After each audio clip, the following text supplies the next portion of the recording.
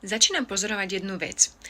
A to, že ženy poznajú už svoj human design, poznajú to, či sú manifestorky alebo generátorky, ale ako to uplatniť napríklad v sobotu večer, keď sa pohádajú s priateľom a sú v návale tých emócií, tak tam to už trošku pokulháva.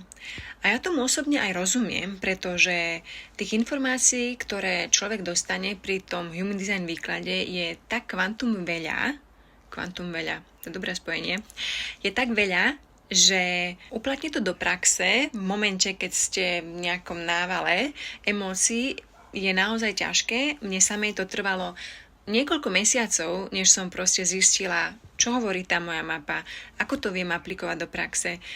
Ale vám to tak dlho trvať nemusí. Ja ako projektorka mám vďaka svojej prenikavej aure jeden dar. A to, že vidím veci, ktoré druhí ľudia nevidia. Nemyslím, že som nejaká veštkyňa alebo niečo takéto, nie.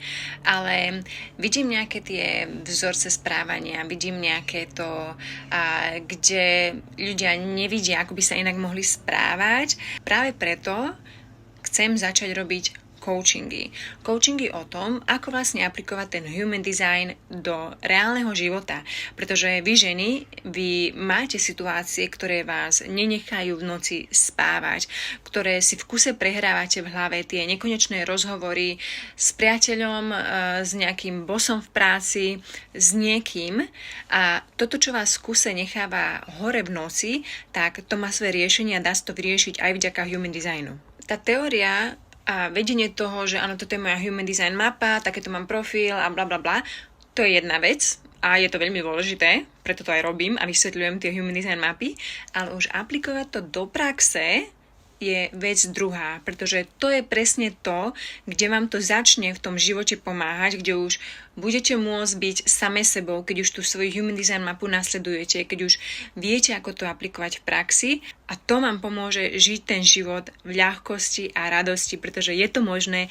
Ja sama som toho živým dôkazom, že je možné používať tú svoju human design mapu praxi, v živote a žiť ten život v ľahkosti a radosti a milovať život a byť sama sebou každý jeden deň. Takže ak niečo takéto by ste mali záujem, kľudne mi dajte vedieť dole do komentára.